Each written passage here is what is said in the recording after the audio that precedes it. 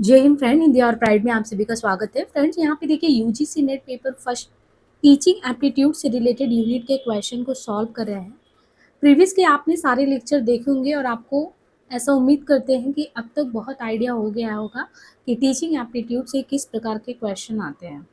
तो teaching aptitude में जब भी हम एक शिक्षक जो होता है क्लासरूम में बच्चों को पढ़ाता है, तो उसमें जो है वो जो टेक्नोलॉजी का प्रयोग, प्रौद्योगिकी का प्रयोग करता है, उससे किस प्रकार के प्रश्न आते हैं, इसी पे हम चर्चा कर रहे हैं। यहाँ पे देखिए जैसे कहा है कि कक्षा शिक्षण में आईसीटी प्रयोग का मुख्य प्रयोजन क्या है। यानी आपके क्लासरूम में अगर आपका टीचर पढ़ाते समय प्रौद्योगिकी का, टेक्नोलॉजी का यूज करा, वो क्यों करता है। इंस्ट्रक्शन देने के लिए कि आपका रुचिकर हो, या कक्षा में विद्यार्थियों के ध्यान को भटकाने के लिए, या कक्षा में विद्यार्थियों को व्यस्त रखने के लिए, या शिक्षण के अधिगम परिणामों को इष्टतम करने के लिए, कि जो टीचिंग का परिणाम आए वो बहुत ही अच्छा है। तो यहाँ पे ध्यान देना है कि क्लासरूम में जो टीचर आईसीटी का उपयोग करता है, उसका जो ऑब्जेक्टिव होता है कि कैसे जो लर्निंग आउटकम हो उसको बहुत ही अच्छा बनाया जा सके, और साथ ही साथ जो आपके शैक्षिक अवसर है उनको विस्तृत किया जा सके, आपकी क्वालिटी अच्छी मेंटेन की जा सके। मतलब आईसीटी को, इंफॉर्मेशन एंड कम्युनिकेशन टेक्नोलॉजी को, एक प्रभावशाली टूल की तरह वो यूज करते हैं, जो शिक्षा में अभिग्रहण के प्रमुख कारक हैं। किसी भी प्रणाली का लक्ष्य कार्यक्रम और पाठ्यक्रम पढ़ने तथा पढ़ाने के तरीके, अधिगम सामग्री और संसाधन, संवाद संवर्धन और वितरण प्रणाली, छात्र, ट्यूटर्स, स्टाफ और अन्य विशेषज्ञ प्रबंधन और मूल्यांकन।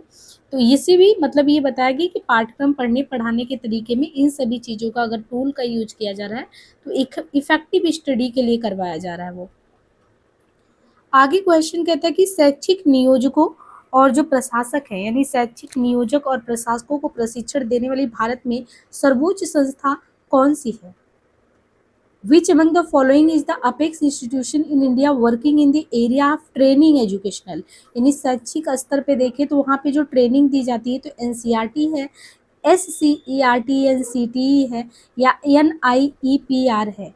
अब देखिए ये क्वेश्चन बहुत ही इंपॉर्टेंट है। शायद हमें ये नहीं पता हो कि ट्रेनिंग एजुकेशनल प्लानर में जो इंस्टीट्यूशन में कौन प्रशिक्षण देता है, उसमें हर इंस्टीट्यूशन कौन सा है। तो देखिए शैक्षिक नियोजक और प्रशासकों को प्रशिक्षण देने वाली जो भारत में सर्वोच्च संस्था है, उसको national institute of education plan and administration, राष्ट्रीय शैक्षिक योजना एवं प्रशासन संस्थान कहते हैं। राष्ट्रीय स्तर पर स्वायत्त शासी निकाय की संस्था का मुख्यालय दिल्ली है। राष्ट्रीय शैक्षिक योजना एवं प्रशासन संस्था के पूर्व का नाम राष्ट्रीय शैक्षिक योजना एवं प्रशासन विद्यालय था। इसी को पहले न्यूपा करके कहते थे, अभी ये national institute of educational plan and administration नाम से फेमस है, जिसे 1979 में परिवर्तित किया गया था, इसके नेम को चेंज किया गया था।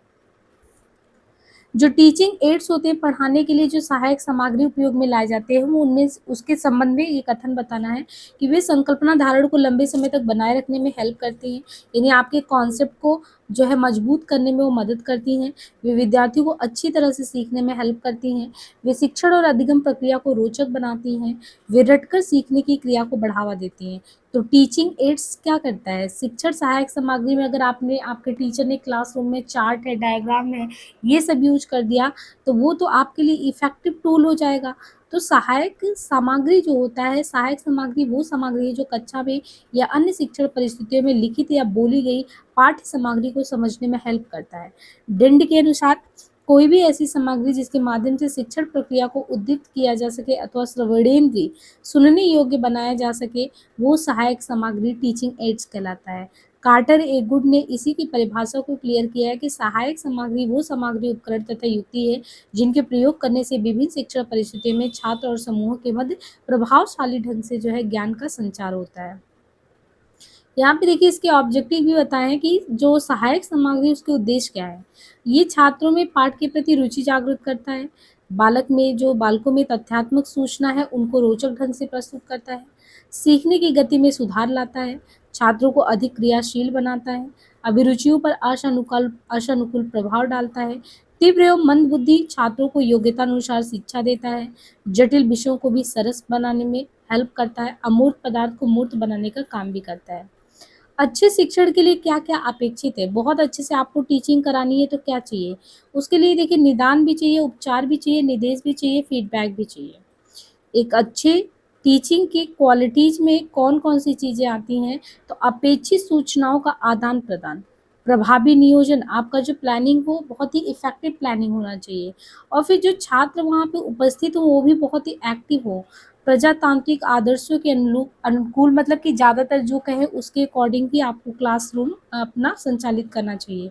सहानुभूति और दया पर आपके क्लासरूम जो है वो चलने चाहिए। उपचारात्मक, निदानात्मक, निर्देशात्मक प्रतिपुष्टि। तो यहाँ पे देखिए जब भी टीचिंग की एक तरीके से विशेषताओं के बारे में होगा, तो सूचना का आदान-प्रदान बच्चों के साथ होना चाहिए, प्लानिंग अच्छे से होनी चाहिए, बच्चे वहाँ पे बहुत सक्रिय स्थिति में हों। ज़्यादातर बच्चों का जो कहना हो ऐसा कुछ माने और क्लासरूम में भी सहानुभूति वगैरह पे ध्यान देना चाहिए और उपचारात्मक हो, जो भी समस्या है उसको सॉल्व किया जाए, निदान निर्देश, फीडबैक और जो भी छात्र योग्यता को ध्यान में रखते हुए उसके वर्धन यानी संवर्धन के लिए हो, उन चीज़ों को ध्यान में रख के काम करते रहना चाहिए। शिक्षक की उपस्थिति दार्शनिक मित्र के रूप में होना चाहिए। प्रत्यक्ष और अप्रत्यक्ष कक्षा व्यवहार, शिक्षक छात्र माधुर्यपूर्ण संबंध, छात्रों के पूर्व ज्ञान का उपयोग, उत्तम शिक्षण विधियों पर आधारित। शिक्षण सहायक शिक्षक शिक्षण संबंधी सहायक उपकरणों की उपयोगिता के औचित्य का आधार क्या है? तो विद्यार्थियों के अधिगम परिणामों को इष्टतम बनाना।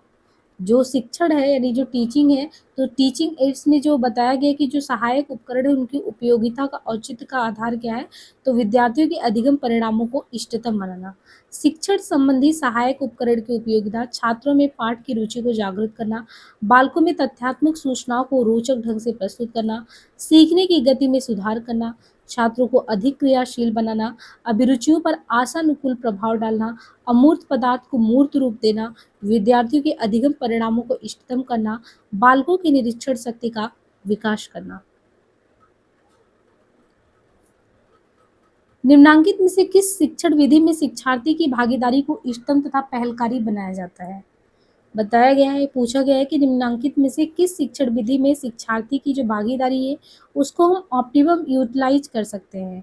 डिस्कशन मेथड में, परिचर्चा की विधि में, बज सेशन में या ब्रेन स्टॉर्मिंग सेशन में या प्रोजेक्ट मेथड में। तो यहाँ पे देखिए जो ये प्रोजेक्ट परियोजना विधि है, परियोजना विधि यानी प्रोजेक्ट मेथड जो है वो शिक्षण की नवीन विधि, नई विधि मानी जाती है।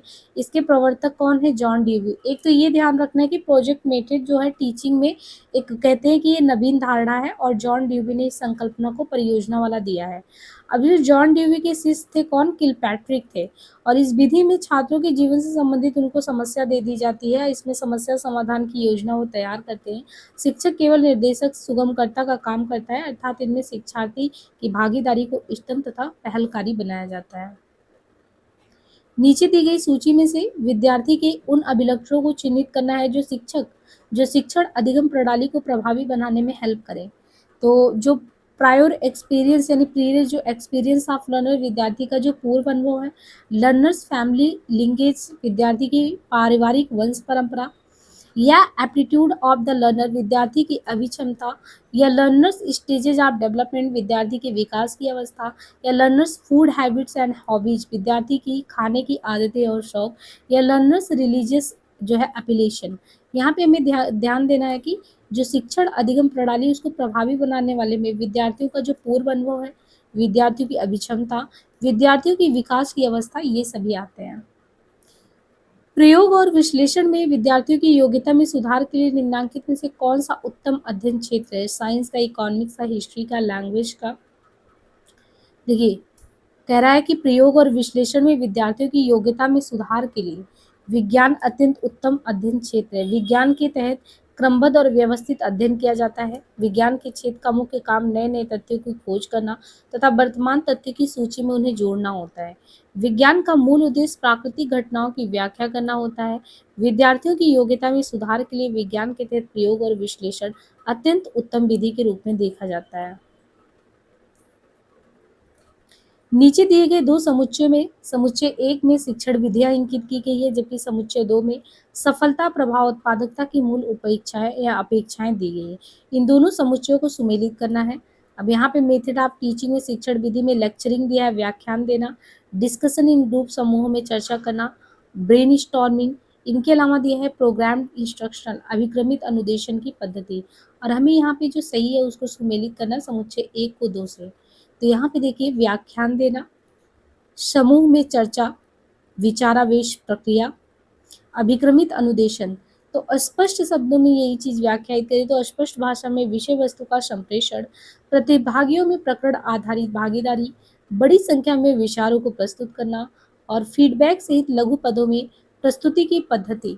तो व्याख्यान में क्या है कि विषय वस्तु को संप्रेषित करना, व्याख्यान देना, समूह में चर्चा में प्रतिभागियों में प्रकरण आधारित भागीदारी, विचारावेश प्रक्रिया में बड़ी संख्या में विचारों को प्रस्तुत करना आता है और अभिक्रमित अनुदेशन प्रतिपुष्ट सहित लघु पदों में प्रस्तुति की पद्धति होती है। प्रभाव उत्पादक शिक्षण अधिगम प्रणाली के जो आयोजन है उसके लिए निम्नलिखित में से कौन से संयोजन सर्वाधिक उपयुक्त सरोकार प्रतिबिंबित करेंगे? अपने उत्तर को इंगित करना है।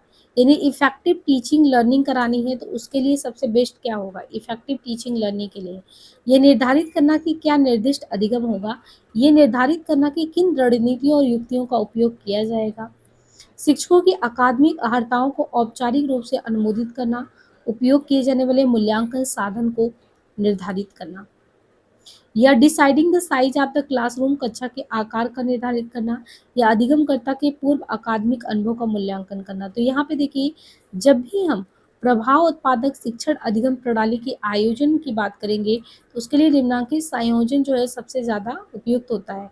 ये निर्धारित करना कि क्या निर्दिष्ट अधिगम होगा, या निर्धारित करना कि किन रणनीतियों और युक्तियों का उपयोग होगा, उपयोग किए जाने वाले मूल्यांकन साधन को निर्धारित करना और लर्नर के जो पूर्व अकादमिक अनुभव है उनका मूल्यांकन करना, ये भी इसमें आता है। कुछ शिक्षण सहायक सामग्रियां कतिपय कौशलों जैसे पठन, श्रवण और उच्चारण इत्यादि पर आधारित होती है। ऐसी शिक्षण सहायक सामग्रियां क्या कहलाती है? स्किल बेस्ड टीचिंग एड्स कहलाती हैं, ऑडियो लिंगुअल टीचिंग एड्स कहलाती हैं, जनरल नॉलेज टीचिंग एड्स कहलाता है, साइंटिफिक टीचिंग एड्स कहलाता है। तो यहाँ पे ध्यान दीजिए, शिक्षण सहायक सामग्री कतिपय कौशल जैसे पठन, श्रवण और उच्चारण इत्यादि पर आधारित होती है। ऐसी शिक्षण सहायक सामग्रियां कौशल आधारित शिक्षण सहायक सामग्री कहलाती है। There are some best practices of using teaching aids in classroom. कक्षा में जो है सहायक शिक्षण सामग्री प्रयोग करने की कुछ उत्तम परंपराएं हैं। नीचे कतिपय शिक्षण सहायक सामग्रियां दी गई हैं। जैसे समूह 1 है छात्रों की छोटी कक्षा, 2-3 जो है ये स्मॉल साइज क्लासरूम या मीडियम साइज में 10 से 15 बच्चे हों, और जो लार्ज साइज है उसमें 20 से 25 छात्रों की जो बड़ी कक्षा है वो होते हैं, और 30 से ज़्यादा छात्रों की तो बहुत बड़ी कक्षा हो जाती है। अब यहाँ पे आपको यही बताया गया कि 2 से 3 छात्रों की छोटी कक्षा, तो ये कागज पे लिखना, और 10 से 15 ये फ्लिप चार्ट या व्हाइट बोर्ड पे। अगर 20 या 25 छात्रों की बड़ी कक्षा है तो आप पावर पॉइंट स्लाइड का यूज कर सकते हैं, और 30 से भी ज़्यादा छात्रों की बहुत बड़ी कक्षा है तो आप डिस्प्ले स्क्रीन पर अंडाकार प्रस्तुति कर सकते हैं। The field of study dealing with methods and principles used in adult education is known as। प्रौढ़ शिक्षा में प्रयुक्त विधियों और सिद्धांतों से संबंधित अध्ययन क्षेत्र क्या कहलाता है? पेडागोजी, एंड्रोगोजी, एंथ्रोपोलॉजी या जेरेंटोलॉजी। देखिए, जो प्रौढ़ शिक्षा में प्रयुक्त विधि और सिद्धांत जिनसे संबंधित अध्ययन किया जाता है वो एंड्रोगॉगी प्रौढ़ शिक्षा प्रणाली कहलाता है। तो वयस्क शिक्षा में उपयोग किए जाने वाले तरीकों और सिद्धांतों को एंड्रोगॉगी या प्रौढ़ शिक्षा प्रणाली कहते हैं। मैल्कम नोल्स, जिन्हें एंड्रोगॉगी के क्षेत्र में सराहनीय काम किया है, इन्होंने सिद्ध किया है कि बच्चों को पढ़ाने के लिए जो इस्तेमाल की जाने वाली विधियां हैं वो अक्सर वयस्कों के लिए प्रभावी नहीं होती। यानी दोनों के लिए आप एक तरीके से समझिए कि अलग अलग विधि है।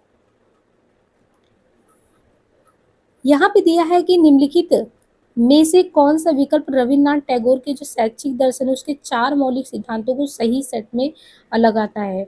मानवतावाद, व्यवसायीकरण, शहरीकरण, हिंदूवाद, या प्रकृतिवाद, मानवतावाद, अंतर्राष्ट्रीयता, आदर्शवाद, वैश्वीकरण, स्थानीयकरण, परिवर्तन, पूंजीवाद। या आगे हम देखें तो इसी तरीके से इन्होंने और चीज़ें को व्याख्यायित किया है। तो आधुनिक भारत के निर्माण में जिन विचारकों का महत्वपूर्ण योगदान रहा है उनमें स्वामी दयानंद, स्वामी विवेकानंद, मदन मोहन मालवीय जी, गुरुदेव रविन्द्रनाथ टैगोर, महात्मा गांधी, महर्षि अरविंद का सराहनीय योगदान रहा है। रविन्द्रनाथ टैगोर के शैक्षिक दर्शन के 4 मौलिक सिद्धांत हैं जिनमें है प्रकृतिवाद, मानवतावाद, अंतर्राष्ट्रीयवाद और आदर्शवाद। अब यहाँ पे देखिए आपका जो है इवैल्यूएशन सिस्टम क्या है, हमारे यहाँ की जो पद्धति, उससे संबंधित जो है क्वेश्चन यहाँ पे आगे जो है क्रमशः आपसे पूछे जाएंगे। तो आपको जो है इवैल्यूएशन जो सिस्टम है अपने यहाँ का, उसके अकॉर्डिंग जो है आगे के क्वेश्चन हम नेक्स्ट पार्ट में जो है सॉल्व करेंगे। और प्रीवियस के जितने भी क्वेश्चन है क्रमशः उनको लगाते रहे, है ना। और डिस्क्रिप्शन में आपको लिंक प्रोवाइड कर दिया जाएगा, तो बराबर अपडेट के लिए वहाँ से लिंक से ज़रूर जुड़ जाए। आज के लिए इतना ही, धन्यवाद।